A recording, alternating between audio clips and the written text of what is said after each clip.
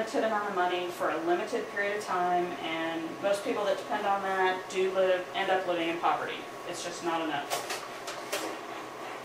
And again, regardless of your age, the law requires that you are responsible for this baby until the baby is age 18 and provide all of its needs. And you have to think what is best for the baby. If you were the baby, would you want to have parents that were unmarried, who hadn't finished school, or perhaps married parents that were educated and actually chose to have you? You have a choice. The baby doesn't have a choice, but you do in the matter. So think before you act. Unfortunately, teen pregnancy does tend to go along with quite a few problems. Financially, it's difficult. Most people tend to have lower education levels. It does get in the way of school. Also, homes without a father tend to produce more youth suicides, runaways, high school dropouts, and kids going to jail. Again, consequences for adolescent moms and dads: less education, most live in poverty, and a lot of single parenting. And teens have the highest birth control failure rates out of anyone. And again, no birth control method is 100% effective except abstinence. Teens have higher pregnancy rates, a lot more failures with birth control. You need to know that birth control, like birth control pills, do not protect you against sexually transmitted diseases, and condoms actually have the highest failure rates. Basically, condoms are just like people. Neither one of them are perfect. They break, they slip, and they can't protect your feelings about what you did. Also, there's plenty of skin-to-skin contact, which can spread STDs, which I'll be getting to. Teens and STDs. I think it's pretty eye-opening that 1 in 3 sexually active people will have an STD by age 24. So all of us here, 1, 2, 3, you have an STD. 1, 2, 3, you have an STD. That's a lot of people in this room. So very common. STDs, you're at higher risk as a teen to get an STD. First of all, just being young, and I'll be explaining that, but just being young physically makes you more likely to get a disease. Also, if you choose to have multiple sex partners, or just a high-risk partner. If you've only been with one person, but they've been with a lot, that's a high-risk partner. Sexually transmitted diseases are grouped into viruses, bacteria, protozoa, which are just other bugs, and it's all spread through sex. A virus is an infection that can't be cured. We have medicines that can slow them down, but we cannot cure them. You have them the rest of your life. Bacteria and protozoa can cause infections and some complications, but we can treat them with antibiotics. And again, sexually transmitted diseases are just grouped into bacteria, viruses, protozoa, but I'll get more into detail on each one. Chlamydia and gonorrhea, you've probably heard of. They're bacterial infections. Unfortunately, most people don't have symptoms, so most people don't know they have it and keep spreading it by having sex. It can cause a discharge from the penis or a vaginal discharge, but more than likely it usually has no symptoms. Having these infections make you more likely to get HIV, which we'll talk more about. And one thing I find very important, these infections can cause a disseminated, or I don't know how to call it, can cause a pretty bad infection in women. And it's called pelvic inflammatory disease. So here these diseases that tend to have symptoms can go up and infect, they start in the vagina, they go up and can infect the tubes and ovaries, and it can scar your tubes. You may not be able to have children.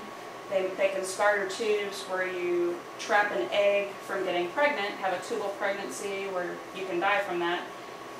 It's not fun. I see people really hurting with a lot of pelvic pain, and it's hard to treat. Herpes. Herpes, there's type 1 and type 2. Herpes type 1 is known to cause fever blisters.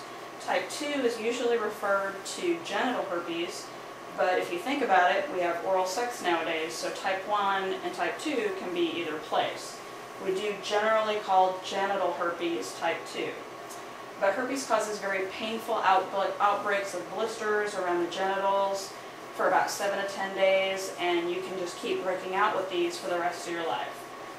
It's not fun. It can cause severe disease in a newborn baby if the mother has it, and it's easier to catch HIV, and there's no cure for this virus. Unfortunately, herpes is very common. 1 in 5 people have herpes over the age of 12. What's pretty scary is that 90%, they did a study, and 90% of all the people that were tested positive for herpes. 90% of them didn't know they had it, and then they tested these people, and almost all the time, 80% of the time, they were shedding the virus. So basically, bottom line is, 1 in 5 people have herpes, most people don't know they have it, and 80% of the time they're shedding it when they have no other symptoms. So they're still giving it to other people by sex. Hepatitis B and C viruses are viruses that we can't cure. They affect the liver, and they can cause severe liver disease, which you can die from. Hepatitis B, we do have a virus for. Some of you in the audience may have had it. We don't have a vaccine for hepatitis C. They're spread through sex, IV drug use, possibly transfusions, but that's pretty rare now. And over 1 million people have chronic hepatitis B, and almost 3 million have chronic hepatitis C. So it's pretty prevalent, and there's no cure. Human immunodeficiency virus. You've probably heard of HIV. That's a virus that you can get that ends up causing a syndrome called the acquired immunodeficiency syndrome. HIV is a virus. We have no way to cure it. And most people don't know it because they tend to feel fine for possibly a long time, and you can give it to other people during sex. AIDS is actually when the virus has attacked your immune system and made you really sick, basically.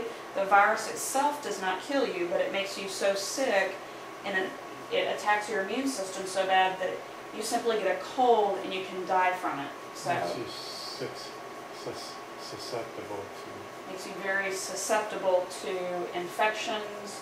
Simple infections like the common cold, you can die from, pneumonia.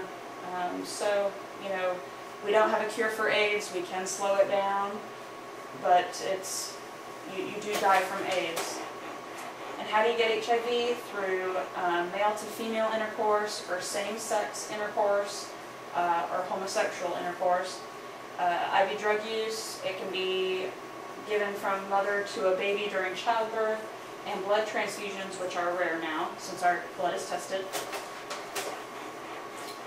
HIV, 47 million people in the world have been infected. That's 7 times the population of New York City. It's a lot of people. There's a lot of statistics here, but what I think is most important is that 1 in 4 newly infected people with HIV are under age 22. So it's getting the younger folks. So, you know, anyone's at risk, and there is no cure. Genital human papillomavirus, big word, HPV. It's basically, we call it the genital warts virus, but it's very important. It infects the skin of the genital area, and it can cause genital warts. Not many people get them, less than 5%. So most people don't have symptoms and don't know they have it. It can cause abnormal pap smears or abnormal cells in women that can end up causing cancer, usually cervical cancer. And it is the most common STD. That's why I find it so important. Half the population is infected with HPV. And again, most people don't know it and still pass it on. Pap smear. The basics of this are women are supposed to go to the doctor and start having pap smears at age 18 or sooner if you're having sex. The pap smear is, you go to the doctor and we use a speculum and we insert it in a woman's vagina. We are looking at the cervix and take a sample of their cells, and the cervix is the bottom opening of the uterus, which is basically your womb, where if you got pregnant, the baby would live and grow. So we take a sample of the cervix, which is the uterus opening, and look for cancer or precancerous cells. This is a picture of the adult cervix. It's basically covered with a skin-like, fairly tough coating. But when you're young, a teenager, it's very fragile. It's like the lining of our intestines. It's very absorptive, and it's much more easy to get an infection if you're exposed. That's why adolescents are much higher at risk for getting an STD. This slide has a lot of words on it. Basically, the bottom line is cervical cancer we have found highly correlated with the HPV virus. It is more correlated with this virus than lung cancer is correlated with smoking. So it's a definite cause and effect relationship, and that's why it's so important. I truly don't feel that anyone should get cervical cancer because that's what pap smears are for. We can find this years before it turns into cancer by abnormal cells on the cervix during a pap smear. Again, several million women are infected. A lot of numbers here, but bottom line, 4,400 women died in 2001 from cervical cancer, which is very preventable through pap smears. Or not having sex. Now who's at risk